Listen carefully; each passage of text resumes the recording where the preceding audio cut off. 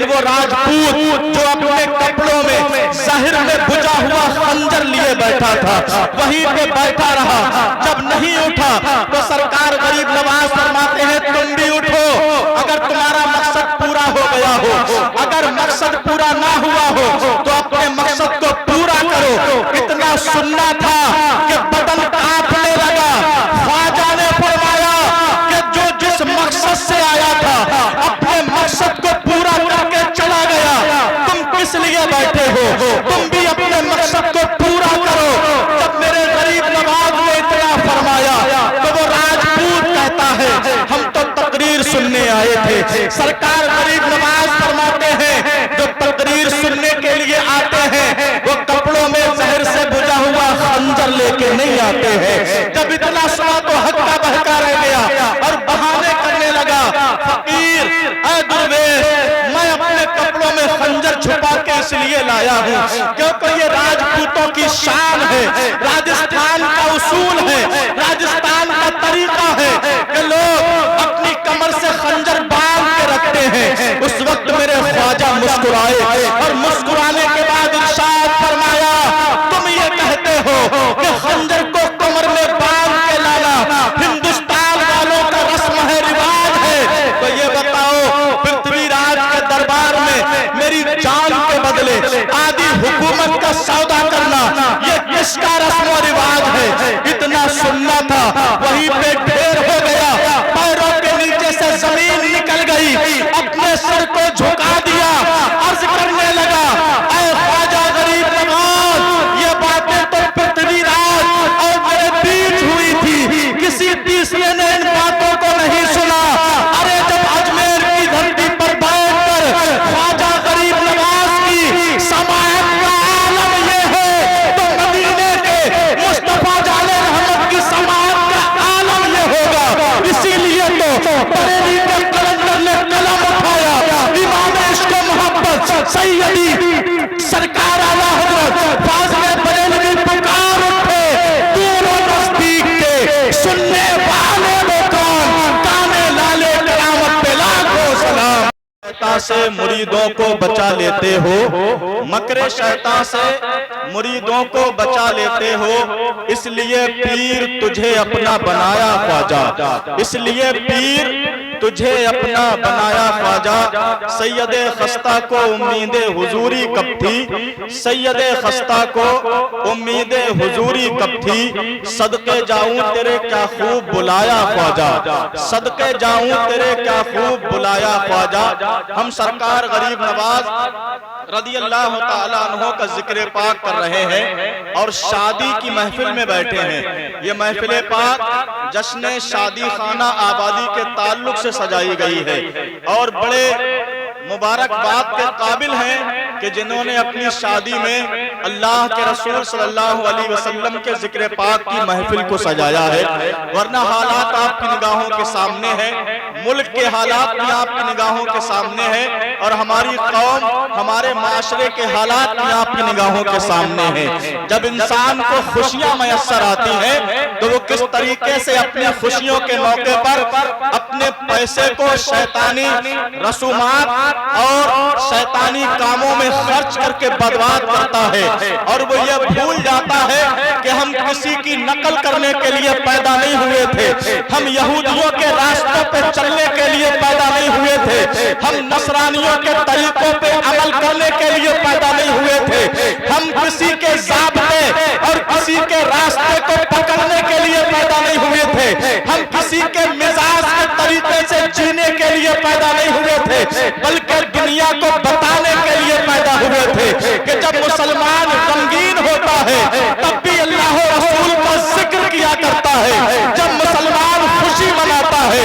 तब भी अल्लाह रसूल का जिक्र पाक। अगर वो ना आते तो ना आज हमारे चेहरों पर ये दाढ़ियां होती, ना हमारे सरों पे टोपियां होती, ना ये इस्लामी शियार होता, ना हमारी कोई पहचान होती। सही बात यह है हिंदुस्तान के अंदर अगर मुसलमान पाया जाता है तो वो सरकार ख्वाजा गरीब नवाज के कदमों का सदका है, यह सब ख्वाजा का एहसान है। आज लोग बड़ी आसानी के साथ ये कह देते हैं, कहने वाले कहते हैं हालांकि मुझे ये बात कहने में किसी का डर नहीं है। कहने वाले ये कह देते हैं कि इस्लाम तलवार के जोर से फैला, माअज़ल्लाह। सुनने में आता है, लोग कहते हैं कि इस्लाम तलवार के जोर से फैलाया गया। मैं उनसे एक बात कहूंगा, और ऐसा कहने वालों के लिए मैं बड़ी मोहब्बत के साथ एक जवाब दे रहा हूँ। ऐसा कहने वालों के लिए मेरा जवाब यह है कि तादाद तुम्हारी हमेशा ज्यादा रही, आज भी ज्यादा है, कल भी ज्यादा थी, और मुसलमानों से दुगनी तिगनी नहीं बल्कि चौगुनी पचगुनी रही है। हर लिहाज से तुम ज्यादा थे, तादाद में तुम ज्यादा, और हर लिहाज से तुम हमसे बढ़ चढ़ कर रहे।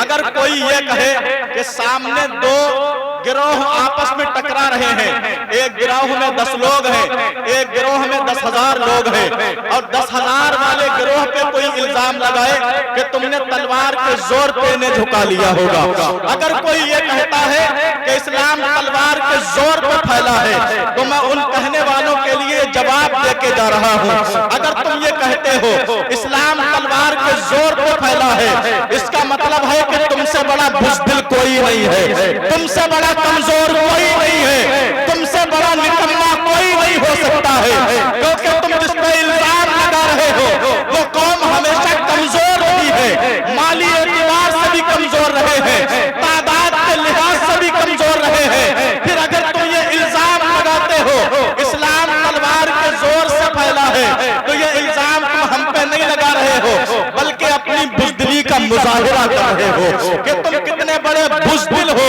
कितने बड़े कमजोर हो। लेकिन हम कहते हैं ये बात सच है ही नहीं।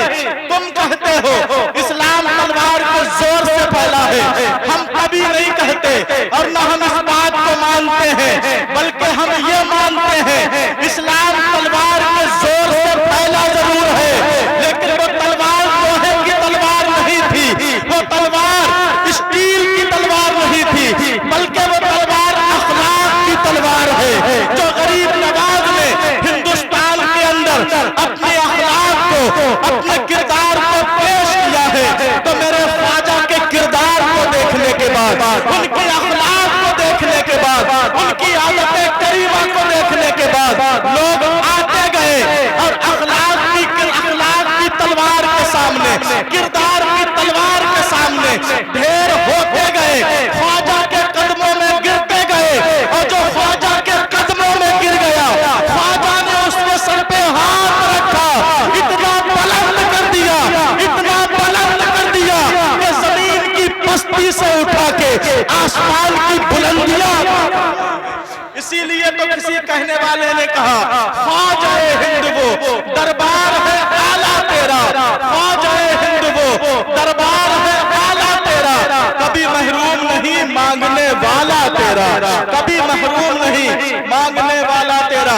लेकिन सवाल ये है कि गरीब नवाज ने किया क्या था हिंदुस्तान में इस्लाम को फैलाने के लिए? गरीब नवाज ने काम क्या किया है?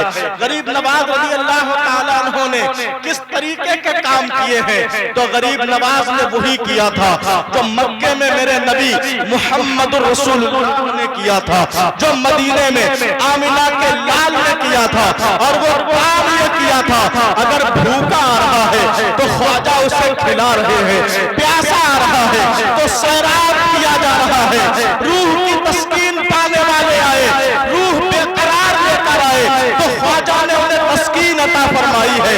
आप कहेंगे कैसे? उठाओ तारीख को तो पता चलेगा। अजमेर की धरती है, गरीब नवाज की बस्ती में एक आने वाला आया, अपने मजहब का रहनुमा है, अपने मजहब का लीडर है, अपने मजहब का जानने वाला है। आने के बाद सरकार गरीब नवाज की बारगाह में कहने लगा मैं तुमसे मुनाजरा करने आया हूँ। आखिरी बात है, थोड़ा तवज्जो से सुन ले, बात मुकम्मल हो जाएगी। सरकार गरीब नवाज की बारगाह में आने वाला आया, और आने के बाद कहा ख्वाजा मैं तुमसे मुनाजरा करना चाहता हूँ। और मुनाजरा वो करता है कि जो उसके मजहब का मुखालिफ हो, मजहबी तौर पर दुश्मन हो, तो गरीब नवाज से कहने लगा, ख्वाजा तुम्हारी बड़ी शोहरत सुनी है, बड़ा नाम सुना है कि लोग तुम्हारे सामने आते हैं, तुम्हारा मजहब कबूल कर लेते हैं, तुम लोगों को इस्लाम के दामन में दाखिल कर रहे हो, लोगों को उनके आबाई धर्म से दूर कर रहे हो, आबाई मजहब से दूर लिए जा रहे हो और तुम दीन इस्लाम की तबलीग करते हो। मैं तुमसे मुनाजरा करने चाहता हूँ। सरकार गरीब नवाज फरमाते हैं, कहाँ से आए हो? तो उस इंसान ने अपने इलाके का नाम बताया। गरीब नवाज फरमाते हैं, बड़ी दूर से आए हो, इतनी दूर का तुमने सफर किया है, ऐसा करो मुनाजरा तो होता रहेगा, तुम बहुत दूर से आए हो, काफी थक गए होगे, भूख भी लगी होगी, चलो पहले खाना खा लो, खाना खाने के बाद आराम कर लेना, आराम करने के बाद जब फारिग हो जाओ तो फिर बैठ के मुनाजरा करते रहेंगे, लेकिन अभी जरूरी है खाना खाना, अभी जरूरी है आराम करना। गरीब नवाज की ज़बाने पाक से ये मोहब्बत के जुमले क्या निकले कि जो मुनाजरा करने आया था वहीं पे ढेर हो गया, मुनाजरा करना तो भूल गया। गरीब नवाज के दस्ते पाक में अपने हाथ को रखा और कहने लगा, ख्वाजा बस मुनाजरा हो गया, अब मुझे किसी बहसो मुबाहिसे की गर्जो गायब नहीं है, मुझे आपसे कोई तकरीर नहीं सुनना है, ना आपसे कोई हुज्जत तलब करना है, मुनाजरा हो गया। अरे जब अजमेर के ख्वाजा के अखलाक का आलम ये है तो मदीने में इमामुल अंबिया के किरदार की शान क्या होगी, ये कहता हुआ नजर आया जब उनके गदा भर देते हैं शाहाने ज़माना की झोली, जब उनके गदा भर देते हैं शाहाने ज़माना की झोली। अरे महबूब का जब ये आलम है, मुख्तार का आलम क्या होगा? नारे तकबीर, नारे रिसालत, नारे गौस, मसलके आला हजरत, ख्वाजा का हिंदुस्तान, ख्वाजा का हिंदुस्तान, नारे तकबीर, नारे रिसालत। लोग आते गए, इस्लाम के दामन से वाबस्ता होते गए, कलमा पढ़ते गए, और हमने जो गिनती सुनी है, तादाद जो सुनी है, हमारे उलमा फरमाते हैं, बुजुर्गों ने बताया, हमने किताबों में पढ़ा, सरकार गरीब नवाज के दस्ते पाक पे 90 लाख लोगों ने इस्लाम के दामन में आए, इस्लाम कबूल किया, कलमे की दौलत को कबूल किया।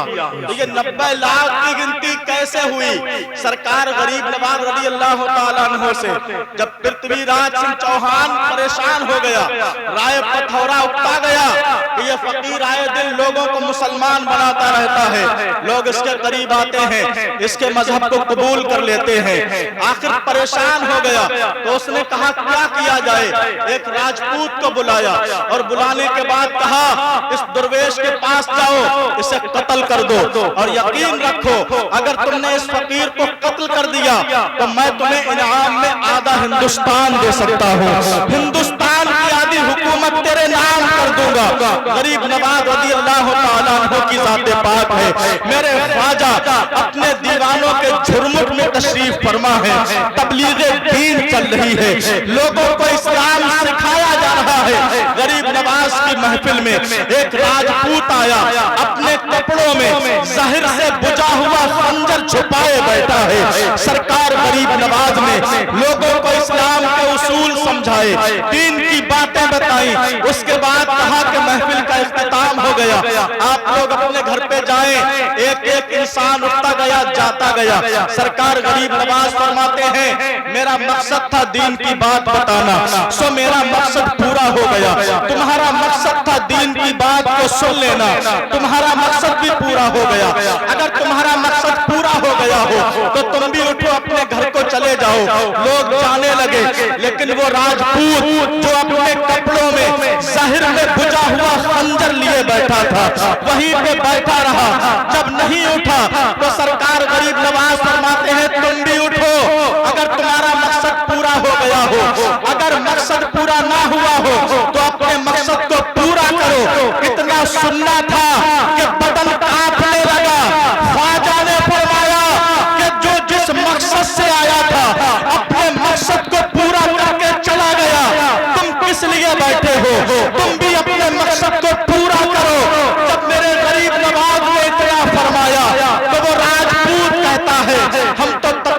सुनने आए थे। सरकार गरीब नवाज फरमाते हैं जो तकरीर सुनने के लिए आते हैं वो कपड़ों में जहर से बुझा हुआ खंजर लेके नहीं आते हैं। जब इतना सुना तो हक्का बहका रह गया और बहाने करने लगा, फकीर ऐ दुर्वेश, मैं अपने कपड़ों में खंजर छुपा के इसलिए लाया हूँ क्योंकि ये राजपूतों की शान है, राजस्थान का उसूल है, राजस्थान का तरीका है कि लोग अपनी कमर से खंजर बांध के रखते हैं। उस वक्त मेरे ख्वाजा मुस्कुराए और मुस्कुराने के बाद इरशाद फरमाया, तुम ये कहते हो कि खंजर को कमर में बांध के लाना हिंदुस्तान वालों का रस्म है, रिवाज है, तो ये बताओ पृथ्वीराज के दरबार में मेरी जान के बदले आदि हुकूमत का सौदा करना ये किसका रस्म और रिवाज है? इतना सुनना था, वहीं पे ढेर हो गया, पैरों के नीचे से जमीन निकल गई, अपने सर को झुका दिया, अर्ज करने लगा, ऐ ख्वाजा गरीब नवाज, ये बातें तो पृथ्वीराज और मेरे बीच हुई थी, किसी तीसरे ने इन बातों को नहीं सुना। अरे जब अजमेर की धरती पर बैठकर ख्वाजा गरीब नवाज की समाअत का आलम ये है तो मदीने के मुस्तफा जाले रहमत की समाअत का आलम ये होगा। इसीलिए तो बरेली के कलंदर ने कलम उठाया, इमाम इश्क व मोहब्बत सैयदी सरकार आला हज़रत फाज़िले बरेलवी पुकार उठे, दूरों नजदीक के सुनने वाले वो कौन, काने लाले करामत पे लाखों सलाम, काने लाले करामत पे लाखों सलाम। अब मुझे कहने दिया जाए, तेरी ज़मीं ये तेरा आसमान है ख्वाजा, तेरी ज़मीं ये तेरा आसमान है ख्वाजा, इसीलिए तो ये भारत महान है ख्वाजा, इसीलिए तो ये भारत महान है ख्वाजा। रब की बारगाह में दुआ है, मौला ताला मेरे बोलने में कम इल्मी की वजह से अगर कोई खामी हुई हो अल्लाह अपने हबीब के वसीले से मुआफ फरमा दे, हम सब की हाजिरी को अपनी बारगाह में कबूल फरमा ले। आइए अब बड़ी तेजी के साथ खतीब अहले सुन्नत